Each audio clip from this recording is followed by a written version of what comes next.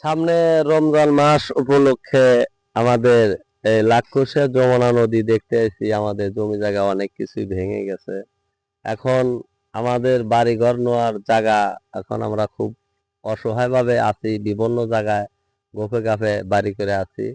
এখন এই যে নদীটা দেখছেন বানছে, এগুলা ইচ্ছা করলে ভালো করে পাকা করে বেড়ি বান্ধে বরাবর একদম কয়েনঘাট পর্যন্ত পাকা করতে পারতো, করে নাই। কিন্তু খালি পাথর পুতুর জায়গা জায়গায় এই বস্তা মস্তা দিয়ে রাইখে গেছে। অনেকেরই বাড়ি যেখানে ভালো বান্দা আছে ওখানে ভালো হয়েছে, আর যেখানে বান্দা নাই ওখানে আপনার বস্তার ঢুইসে যা খালি ডাইবে গেছে। তো যা হোক, আমাদের অনেক জমি জায়গায় যে আল্লাহ করলে খুব ভালো আবাদ হয়েছে। লাখ কোষে যমুনায় এই যে ভাঙে যাওয়ার পরে এখন মানুষ অসহায়, আবাদ সাবাদ হয় না। এখন অনেক ফসল হয়েছে, যখন এই যে রাই হয়েছে, কি সুন্দর রাই হয়েছে।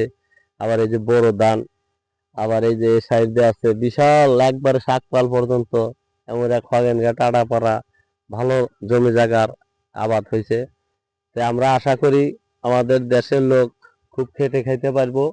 আবার মালিকরাও অনেক ভালো, ধন্যবাদ যে জিনিসপাতি পাইছে, পায়া ধন্য, বিক্রি করতে পারবো ভালো দামে। তা আমরা আইছিলাম এখানে, আমার আকবর ভাইয়ের সাথে নদীর পাড়ে এখানে দেখা, কয় ভাই তাহলে একটা টিকটক নেই, চলো যমুনায় চলো। তাই আইছি।